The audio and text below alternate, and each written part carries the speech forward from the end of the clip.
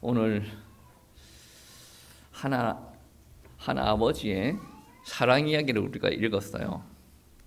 부모가 된다는 것은 정말 감격스러운 일이죠. 그런데 그 과정은 결코 순탄하지는 않는 것 같습니다. 저희 집 앞에 2살 된 아이를 키우는 아버지가 있어요. 물론 엄마도 있습니다. 그 아버지랑 종종 엘리베이터에서 만나는데 얼마 전에 만났을 때 어떻게 이야기를 하냐면 애 키우기가 너무 힘들다. 애가 고집이 세고 땡깡을 부리고 말을 듣지 않는다라고 이야기를 합니다. 엘리베이터 안에서 이야기할 시간이 거의 없지 않습니까? 제가 생각해 보니까 5초 정도 남은 것 같아요. 여러분, 이런 이야기를 들으면 여러분은 어떻게 대답을 해야 되겠습니까? 어떻게 대답을 해야 되겠어요?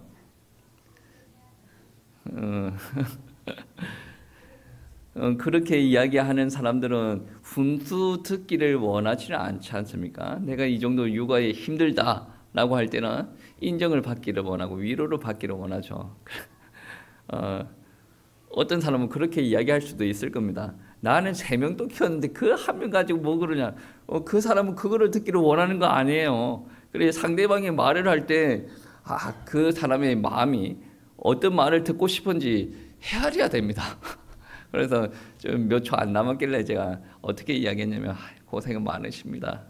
고생이 많고 원래 그때는 그렇습니다. 힘내십시오. 이야기했어요. 그러면 하소연하다가 그 말 듣고 또 웃고 자기 집에 들어갑니다. 사람은 말을 잘해야 돼요. 잠언서에서도 그런 이야기 있죠. 말을 잘하는 것은 정말 복이다라고 이야기를 해요. 아무리 열심히 헌신을 하고 하더라도 혀를 한번 잘못 놀리면 이때까지 쌓아왔던 거 다 틀어버려요. 여러분 주변에 사람이 많이 없어요. 한번 생각을 해봐야 돼요. 여러분 주변에 하나님의 축복이 많이 없어요. 한번 생각을 해봐야 됩니다. 말을 잘해야 됩니다. 대한민국에서 이제 대한민국뿐만 아니죠. 다른 나라도 마찬가지죠. 부모들이 아이들을 키울 때 복병이 한계가 있어요. 우리나라는 그거를 중2병이라 그러죠. 중2병이 누가 생길지 예정되어 있지는 않습니다. 그래서 하나님께서 우리 아이에게 이게 중2병이 생기지 않고 지나갈 수 있도록 기도하셔야 돼요. 그리고 우리 아이가 중2병이 생겼어요. 그러면 홍역과 같이 짧고 강하게 앓고 넘겨질 수 있도록 하나님께서 이 아이를 많이 사랑해 주시고 보호해 주세요 라고 기도를 미리 해놔야 되는 거죠. 여러분 두렵지 않습니까? 중2병? 중2병이 중2만 된다고 해서 생기는 병은 아닌 것 같아요. 그리고 중2병이 거치고 나면 이제 한시름 놓은 것 같은데, 육아라는 것은 아이를 온전히 독립시키는 것을 목적으로 두고 있는데, 육아를 성인이 되더라도 이 육아가 거치지 않는 경우가 있어요. 오늘 본문 말씀에 2 남자 성인을 둔 아버지가 나와요. 둘 다 경우가 없는 아들입니다. 아버지의 마음을 몰라요.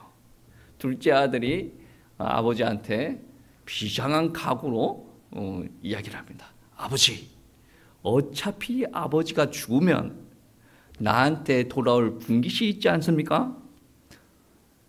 몇십 년 뒤에 주든 지금 주든 어차피 내 거 아닙니까?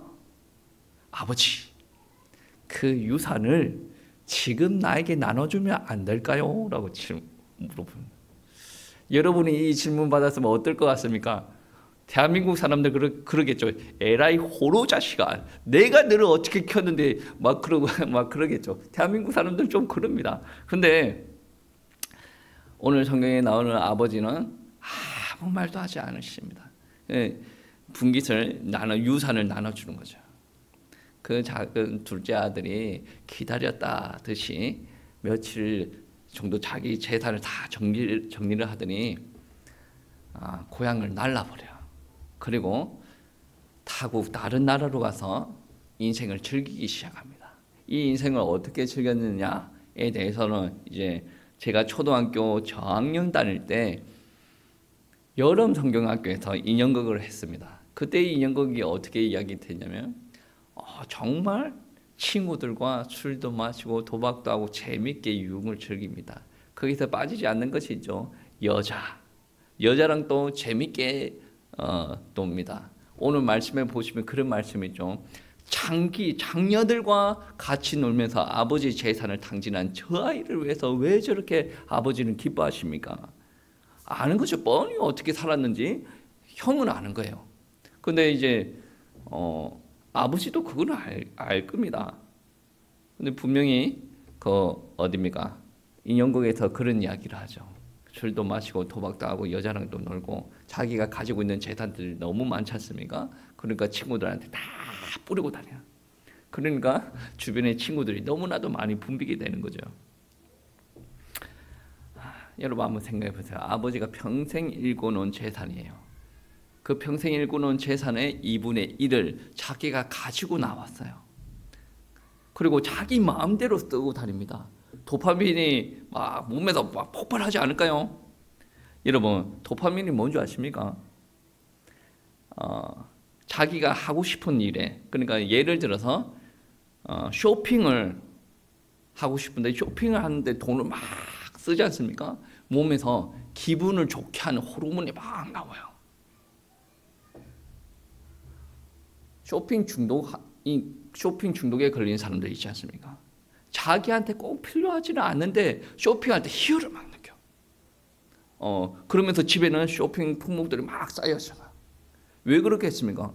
어떻게 보면 그것도 정신질환에 가까운 거죠. 왜 그러냐면 현실에서 만족감이 없어요. 근데 돈을 쓸 때만 몸에서 기분 좋은 호르몬이 나와요. 그리고 뇌에서는 어떠냐면 내가 이때까지 이렇게 힘들게 살은 것에 대해서 보상받는다 라고 뇌한테 그런 생각을 심어주는 게 도파민이라. 아무래도 이 둘째 아들은 돈을 펑펑 쓰고 다니면서 아마 도파민에 수용을 하고 다니지 않았을까. 얼마나 재밌겠어요. 여러분 인생이 한 번인데 한 번쯤은 그렇게 살고 싶지 않습니까? 스포츠카를 타고 다니고 여자들 여러 번 끼고 다니고 여자분들은 남자들 끼고 다니면서 맨날 1,000원짜리 막 그런 거 들고 다니지 말고 뭡니까? 현금을 한 최소 100만 원짜리 수표, 막 1,000만 원짜리 수표 들고 다니면서 술집에서 다 뿌리고 다녀. 인생이 재미나지 않겠습니까? 카드도 체크카드 말고 신용카드 말고 골드 카드라고 하면 골드 카드 그런 거 말고 블랙 카드라고 또 있더라고. 그거를 계속 끌고 다니면 얼마나 재미나겠습니까? 근데 이게 호르몬의 장난이라는 것을 아셔야 됩니다. 그렇게 한번 사는 것도 호르몬의 장난이다. 정말 부자들은 아끼고 삽니다. 못 누리고 사는 사람들의 특징은 뭡니까? 내가 저 좋은 차도 한번 사봐야지. 잘 사는 사람들은 굳이 그렇지 않습니다. 여러분, 제가 얼마 전에 뉴스를 한번 봤는데 삼성의 그분, 최고 높은 자리에 앉아있는 그분은 외제차를 타셔도 돼요. 근데 대외적인 업무를 볼 때 서민들이 타는 차를 타고 다녀요. 왜 그렇습니까? 그분은 굳이 좋은 차를 타고 다닐 필요가 없어요. 그분의 얼굴이 명함인 거예요. 왜 그렇습니까? 그분이 대기업의 그런 총승구를 다 알고 있는데 굳이 외제차를 끌고 다니면서 나는 이런 사람이다 시대에 필요가 없습니까? 있습니까? 없어요. 그리고 내가 굳이 비싼 옷을 입고 다닐 필요가 있습니까? 없어요. 근데 못 가진 사람들은 어때요? 내가 이 백을 한번 사봐야지. 1,000만 원짜리 백을 한번 들고 다녀봐야 내가 속이 후련하다. 못 가진 사람들의 특징이단 말이에요. 정말로 인생에서 행복이 있는 사람들은 굳이 그게 연연하지 않는다라는 거죠. 근데 둘째 아들은 어떻습니까? 아버지 밑에서 살다가 정말로 한번 해보고 싶은 게 있다. 그거를 아버지 재산으로 유산으로 다 해보고 다녔다는 거죠. 그런데 그 돈을 다 탕진하고 나니 주변에 남는 사람들이 없더라. 그리고 그때 때마침 흉년이 듭니다. 먹을 것이 없어요. 돼지를 키우면 돼지를 이제 돌보는 일을 하다가 돼지가 먹는 쥐염 열매를 먹고자도 하는데 그거를 자기에게 주는 사람이 없습니다. 어떻습니까? 이 사람은 어떻게 됩니까? 죽어야 돼요. 오늘 본문 말씀에서도 인정합니다. 자기는 죽게 되었다라고 인정을 합니다. 이 상황이면 죽어야 됩니다. 그런데 그가 아버지를 떠올리게 돼요. 오늘 말씀 18절 19절 말씀에 보시면 이런 말씀이 있죠. 내가 일어나 아버지께 가서 이르기를 아버지 내가 하늘과 아버지께 죄를 범하여 지었사오니 지금부터 아버지의 아들이라 일컬음을 감당하지 못하겠나이다 라고 말해야 되겠다라고 결심을 하게 되는 거죠. 여러분, 이런 결심이 아무나 할 수 있는 결심이 아닙니다. 만약에 아버지가 엄청나게 교육을 타이트하게 시켰어요. 뭐를 잘못했으면 아버지 잔소리가 너무 심해. 그리고 그 일평생 그 잔소리로 나를 피를 말릴 위인이야. 그러면 아들 입장에서 어떻게 했습니까? 차라리 내가 여기서 죽고 말지. 아버지 잔소리를 듣고 그 아버지의 분노를 내가 어떻게 감당하냐. 이런 아버지였다면, 이런 이미지의 아버지였다면 작은 아들은 집에 돌아갈 생각조차도 못했을 겁니다. 아마 아버지랑 성장을 할 때까지 살면서 자기가 잘못을 했으면 아버지는 나를 위해서 훈육을 하시지만 따뜻한 사랑으로 나를 품어주시는 아버지, 내 잘못을 용서해 주시는 아버지라는 이미지가 있었기 때문에 그가 나는 면목이 없지만 아버지께로 가야 되겠다. 왜냐하면 나를 살릴 수 있는 존재는 세상 그 누구도 없다. 이 타국에 있는데 이 땅에서도 나를 살릴 수 있는 존재가 없다. 나도 나를 건사하지 못하겠다.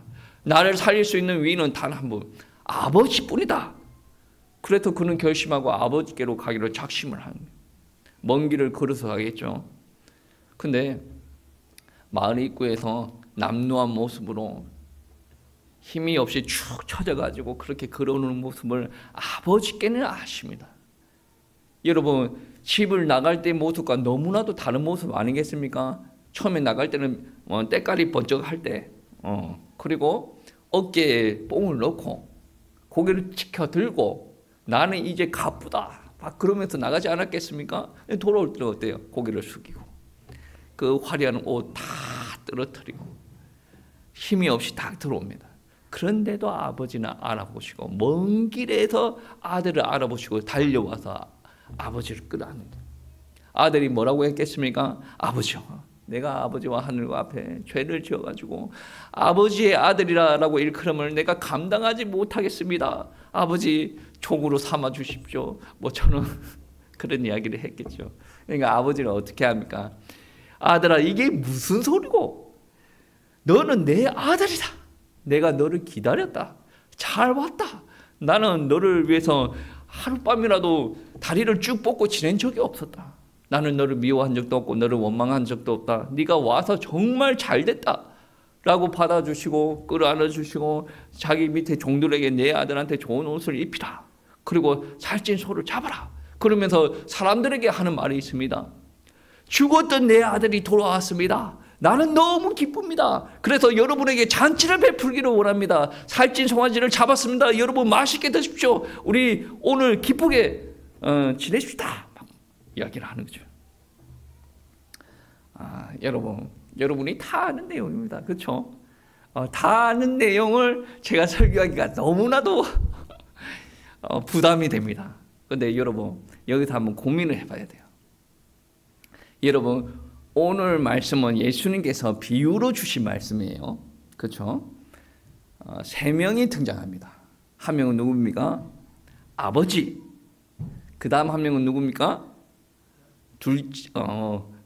그렇습니다. 큰아들. 분량은 많이 차지하지 않지만 큰아들이 나와요. 큰아들 이야기는 많이 하지 않았어요. 큰아들. 그리고 한 명은 당자라고 일컬음을 받는 우리 귀한 둘째 아들.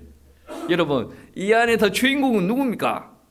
세 명이 나왔어요. 아버지, 첫째, 둘째. 주인공 누구예요? 이름은 제가 어떻게 알아? 안 들려. 누구? 이야기를 하니까. 누구? 꼴통. 그러니까 당자에 비유하니까 당자가 주인공처럼. 여러분 다 탕자라고 생각하십니까? 큰아들. 그 다음에 저는 하나님이라고 생각합니다. 아버지라고 생각합니다. 없습니까? 여러분 이거는 목사님들이 상황에 따라서 다르게 이제 적용을 합니다. 지금은 암이 걸려서 돌아가신 팀켈러 목사님이 어떻게 이야기를 하냐면 아들이라고 표현을 해요. 그리고 제가 부흥사들 설교를 많이 들을 때도 아들의 포커스를 맞춰요. 근데 문맥상 봐야 돼요. 문맥상이 뭡니까? 글 전후에 어떤 일들이 벌어졌는가 봐야 돼요. 15장은 비유로 구성되었어요. 그 비유가 몇 개인 줄 아십니까? 아무도 안 보네. 제가 이야기할 거를 100% 확실해. 3가지 비유를 합니다. 3가지 비유를 하는데 첫 번째 비유는 무엇입니까?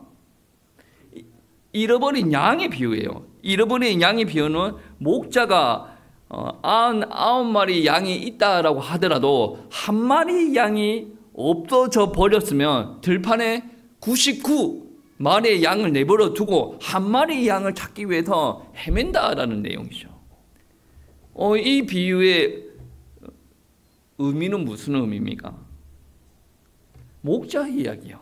양 이야기이긴 한데 목자 이야기예요. 그리고 어떤 의미냐면 이와 같이 하나님께서 잃어버린 영혼, 죄인 한 명을 구하기 위해서 그렇게 찾아 헤매신다라는 의미입니다. 그리고 두 번째는 드라크마를 찾는 여인의 비유인데 여인이 드라크마를 잃어버렸어요. 그 드라크마를 찾기 위해서 온 집안을 청소를 하고 완전히 뒤집어 엎습니다. 밤에는 불을 켜가면서 막 찾고 있습니다. 여기서 이야기하는 것은 무슨 말입니까? 귀한 돈을 찾기 위해서 그렇게 열정을 다해서 찾는다는 거죠. 그와 같이 하나님도 한 명의 영혼을 찾기 위해서 본인의 열심을 다하신다는 거예요.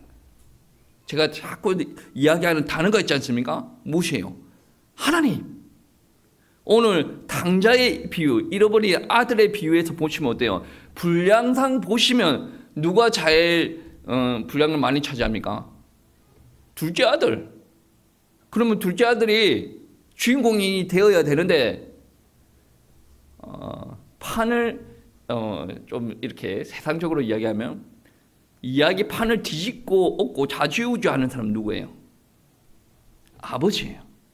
그리고 첫 번째 비유, 두 번째 비유에서 강조하는 것은 무엇입니까? 하나님이 한 영혼을 찾고 계신다라는 것이죠.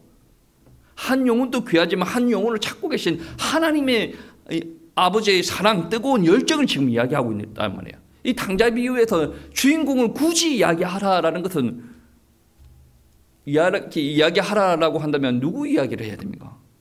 아버지. 아버지께서 당자를 보내시고 기다리시고 돌아오자마자 안으시고 좋은 옷을 입히시고 가락지를 띄우시고 잔치를 베푸십니다. 아버지란 말이에요. 성경책의 주인공은 누굽니까? 창세기 12장입니다. 누굽니까? 아브라함입니까? 아니죠. 창세기 12장 누굽니까? 하나님이에요.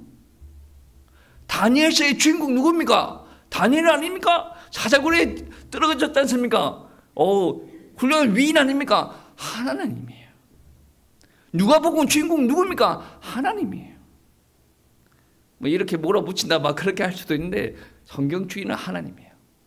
언약, 구약, 신약, 하나님께서 하나님의 뜻을 우리에게 가르쳐 주신다. 그 약속을 받았던 하나님의 백성들이 하나님의 뜻으로 살아갈 때에 하나님께서 이끄시고 보호하시고 축복하신다. 그래서 아브라함이 축복받은, 그래서 다니엘이 축복받은 거예요.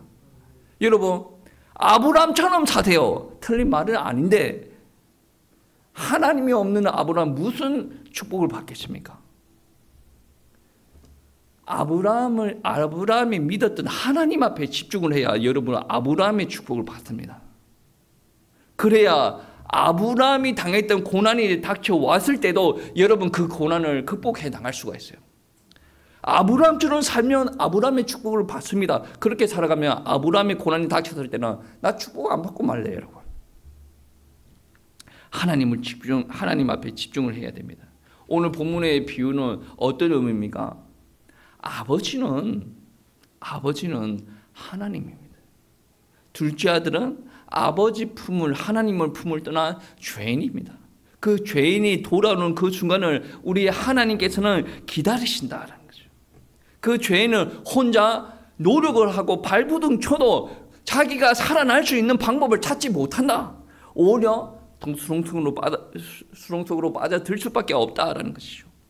여러분, 둘째 아들이 인생을 실패했습니다. 실패한 이유가 뭡니까? 돈을 흥청망청 써서? 아니면 자기가 돈을 썼는데 자기 돈을 받아 먹었던 많은 친구들이 자기를 떠나버려서? 아니면 그날의 흉년이 들어서? 그런 거를 다 변명이라 그래요. 사람들은 주변 환경을, 주변 상황들을 다 변명으로 삼습니다. 어떻게 보면 유가는 독립하는 것을 목적으로 합니다. 그거는 인간 기준이고, 하나님과 우리와의 기준에서는 어떻습니까?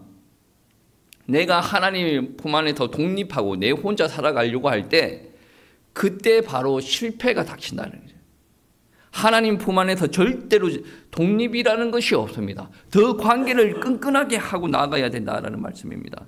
만약에 내가 하나님 품 안에서 은혜를 누리다가 내가 어느 정도 사회적인 위치가 됐습니다. 나는 내 능력대로 이제 살 수 있겠어.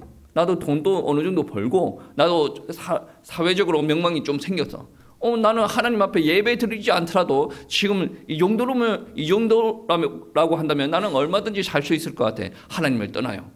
내가 가지고 있는 거, 내 경험들, 내 지혜를 가지고 이제 하나님과 같이 살지 않으려고 합니다. 그 사람을 두고 우리는 누구라고 하냐면 아버지를 떠나려고 하는 둘째 아들이에요. 둘째 아들이 지혜가 부족해서 가진 게 없어서 망한 것이 아니라 아버지를 떠났기 때문에 망하는 거예요. 우리 교회 안에서도 그렇지 않습니까? 어릴 때는 주일학교를 다녔습니다. 우리 권사님 그렇죠? 주일학교 다녔어요. 천부여 어지 없어서 그거 할 때는 언제 됐습니까? 쫄딱 망해가지고. 근데 왜 와요? 면목이 없는데 왜 옵니까? 하나님이 호구입니까? 돈 많을 때는 절에 갔다가 바치고 돈 없을 때는 천부여 어지 없다고 하나님이 호구입니까? 또 누가 또 강대상이 또 하나님 호구 소리로 했다고 또 이단이 아니냐 막 그럴 수도 있을 것 같아. 여러분, 그런데도 하나님 호구 맞는 것 같아. 왜 그랬습니까? 둘째 아들한테 그렇게 배신당하고 자기 재산을 다 뜯어갔던 그 둘째 아들 어떻습니까? 돌아왔잖아요. 멀리서 돌아올 때 아버지가 어떻습니까? 네가 그렇게 하면 됐니? 나는 얼마나 힘들게 살았는 줄 아니? 네가 이랬으면 안 됐지. 한 번도 그런 말이 없어요. 그게 바로 아버지라는 거예요. 육신의 아버지를 이야기하는 게 아니라 하나님의 아버지가 그렇다는 거죠. 사람은 누구나 다 실패를 경험합니다. 여기도 실패는 여러분 잘 생각하셔야 돼요. 둘째 아들 실패를 이야기하는 거예요. 내가 성공을 위해서 이렇게 달려갔습니다. 근데 내가 원하는 대로 되지 않았습니다. 하나님 입장에서는 그게 성공일 수도 있어요. 하나님께서 원하시는 길을 안 갔으니까 하나님께서 길을 막으면 어쩔 수 없는 거 아니겠습니까? 여기서 실패는 어땠습니까? 아버지를 떠나서 내가 내 마음대로 살다가 되지 않는 것을 두고 이야기하는 거죠. 그런데 그 실패를 경험을 했을 때 실패자들은 따뜻하게 나를 안아줄 공간을 찾습니다. 마음의 공간이든 물리적인 공간이든 모든 것은 그런 것을 다 포함하죠. 공간을 찾습니다. 그러면 저와 여러분은 어떻게 해야 되겠습니까? 여러분도 실패자 아니었습니까? 하나님이 없이 나 혼자 열심히 육신의 쾌락을 쫓아서 육신의 성공을 쫓아서 그렇게 열심히 살았지 않습니까? 그런데 절망 속에 있던 나에게 하나님께서 찾아오셔서 나에게 손을 내미십니다. 나한테 네가 잘못됐고 못됐고 네가 이래서 그랬고 그런 소리 안 하셨습니다. 손을 내미셨고 나는 그 손을 잡았고 그때부터 나는 회복되었습니다. 그때부터 아버지와 함께 사는 삶이 이렇구나 나는 느끼게 되었다는 거죠. 나는 사랑을 엄청나게 많이 받았습니다. 사랑을 엄청나게 많이 받고 나서 어떻습니까? 나도 이제 사랑할 수 있는 사람이 되었다라는 거죠. 여러분, 우리는 사랑할 수 있는 사람이 되었어요. 여러분은 사랑할 수 있습니다. 여러분 사랑하지 못하겠다라는 것은 아직도 하나님의 사랑을 조금 더 받으셔야 되네. 구원받지 못했다라는 말은 아니에요. 사랑을 더 받으셔야, 충만하게 받아야, 풍성하게 받아야 된다. 제가 기도할 때 그런 게 있습니다. 나는 교회를 위해서, 우리 성도님들을 위해서 희생을 하고 사랑을 하고 기도를 하는데 우리 교회는 그런 생각이 전혀 없는 것 같아. 우리 성도님들 안에서도 여전히 목사한테 불만이 있는 사람들이 너무 많아. 누구의 잘못일까? 목사의 잘못이겠지. 목사가 그것밖에 안 되니까 그렇겠지. 저는 그렇게 생각합니다. 상대방이 그런 거를 못 느낀다라고 한다면 목사가 잘못한 거 맞아요. 여러 가지 복합적인 요인은 있겠지만 그때마다 저는 어떻게 기도하겠습니까? 아직까지 혈기가 많아가지고 아직까지 하나님께서 주신 사랑을 내가 잘 전달할 수 있는 통로가 못 되었구나 회개하네.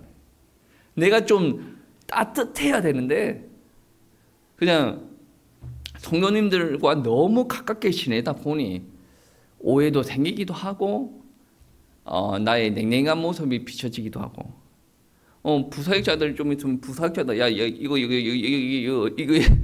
이렇게 하면 되는데 중간에 매개체 부사역자가 없다 보니까 계속 이렇게 하다 보니까 좀 그런 것도 하고 이거는 환경 탓이죠. 결론적으로 하나님의 따뜻함이 나한테 흘러나가지 못했구나. 우리 교회가 하나님의 사랑을 받은 교회인데 우리가 하나님의 사랑을 전하는 교회였는가? 정말로 우리 교회가 포근하고 따뜻한 교회였는가? 그렇게 되기 위해서 발부동을 쳤는가? 노력을 했겠죠. 그 노력하면서 여러분 숨이 턱턱턱 막히는 게 입까지 그렇게 막혀가면서 고통스럽게 사랑을 전하는 그런 일들을 해본 적이 있는가? 물론 하나님께서 보여주시면 그런 일까지는 없겠지만 내가 육신적으로라도 그렇게 발부둥 친 적이 있는가? 없는 것 같으면 우리가 회개하고 돌아가셔야 된다는 말씀이죠. 여러분 오늘은 비유의 말씀이에요. 비유의 말씀인데 내가 첫째 아들을 이야기 안 한 부분이 있죠.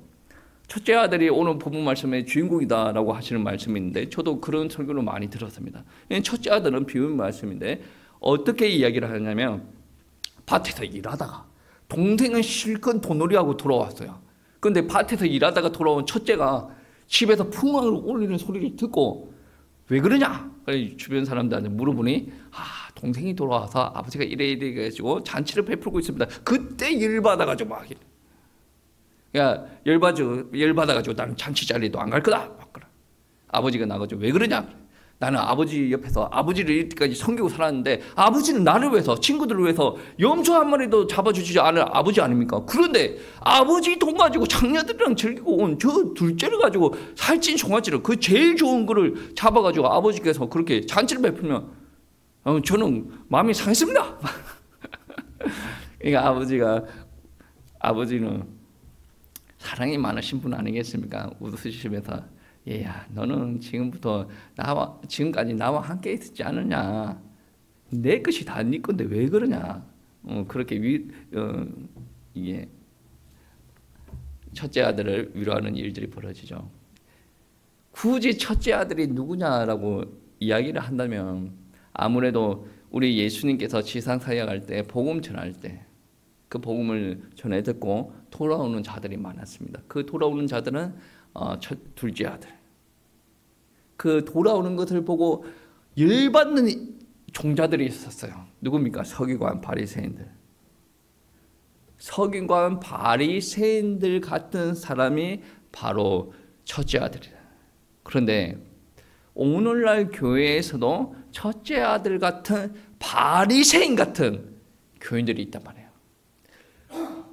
이유야 어찌 됐건 그 인생에 실패해서 돌아왔어요. 하나님께서 다 용서해 주시겠다. 하나님께서 다 이제부터 이끌어 가시겠다. 무조건 와라. 잔치를 베풀어요. 교회에서 잔치를 베푸는데 거기 숨어있는 바리새인 같은 성도들이 하는 말이 뭐냐면, 저들은 이때까지 죄를 범하고 살았는데, 사기꾼이었는데, 신앙생활도 제대로 안 했는데 막 사람들 흠을 들춰내지 않습니까? 우리 이거 하지 말자는 거죠. 사람들이 우리 교회가 복을 해야 됩니다. 근데 사람들마다 계속 지적질해요. 이거 이렇게 했잖아, 저렇게 했잖아, 그렇게 했잖아, 그러면 우리 교회에 있다가 좀 상처받다가 나간 사람이 있다. 아, 그 교회는 원래 그래. 가면 또 정죄받을 거야. 누가 오겠죠? 나라도 안 간다. 목사님 나라도 안 간다. 무슨 말입니까? 여러분이 지금 정죄나 하고 있고 그렇다라는 말이 아니고 지금보다 더 포근한 교회가 되어야 된다라는 것을 이야기를 하는 겁니다. 둘째 아들이 돌아올 수 있었던 이유가 무엇입니까? 아버지는 나를 훈육을 너무 빡세게 시켰어. 조금만 잘못하면 내가 힘들 정도로 잔소리를 했어. 그런 아버지였다면 안 왔을 거라고 이야기했죠. 아버지는 나를 훈육하시지만 내가 잘못을 인정을 할 때는 아버지는 사랑으로 품어주시는 아버지. 우리 교회의 모습이 그래야 된다라는 말씀입니다. 그래야 떠났던 사람들도 편하게 돌아올 수도 있다. 권사님 떠났다가 돌아올 때 마음이 불편했습니까? 편했습니까? 편했습니까? 다행입니다. 다행입니다. 우리는 하나님을 떠났다라고 했을 때 실패는 보장된 겁니다. 여러분 예배 안 드리고 있지 않습니까? 실패할 수밖에 없습니다. 근데 그 실패해가지고 있는 사람이 다시 하나님의 품으로 돌아왔어요. 그때 네가 예배 드리지 않아서 그렇게 실패했다라고 잔소리하면 너무 싫어요. 그냥 현재의 모습을 인정을 하고 돌아왔으면 하나님께서 받아주셨지 않습니까? 하나님께서 인도하셨던, 누가 붙여가지고 돌아왔던 하나님께서는 다 알고 계십니다. 하나님의 주권 안에서 이루어졌으니 하나님께서 오지 말라고 했으면 처음부터 막았겠죠. 하나님께서 인정하신 거예요. 그러면 우리는 어떻게 해야 됩니까? 하나님으로부터 우리도 인정받은 사람이고 사랑을 받았던 사람이에요. 그러면 받은 만큼 우리도 사랑을 풀어야 된다는 말씀입니다. 하나님께서 우리도 맞아주시고 안아주셨다는 거죠. 하나님의 마음을 아는 우리들은 그에 따른 감사함이 있어야 돼요. 그 감사함을 우리는 표현을 해야 되는데 어떻게 표현해야 됩니까? 받은 것대로 또 우리와 같은 상황에 있는 사람들에게 안아주고 품어주고 배려를 해야 된다는 말씀이죠. 우리 아버지께서 우리를 안아주시고 보살펴 주셨어요. 또 먹여주셨어요. 얼마나 감사합니까? 우리는 충분히 받았습니다. 여러분 오늘 우리의 아픔, 실패 가운데서도 하나님께서 나를 받아주셨다. 하나님께서 나를 안아주시고 인도해 주시고 먹여주셨다. 여기에 우리가 취해야 돼요. 내 상황이 그렇게 많이 바뀐 게 없습니다. 홍해 갈라지는 역사가 내 안에 일어나지 않았습니다. 홍해가 갈라지는 역사가 일어날 때쯤 되면 또 일어나겠죠. 그런데 하나님께서 여러분에게 주신 건 아직까지 느끼지 못하고 있다면 여러분은 하나님 앞에 은혜를 구해야 됩니다. 하나님의 은혜에 감사할 수 있는 은혜를 구해야 됩니다. 이번 달이 감사의 달 아니겠습니까?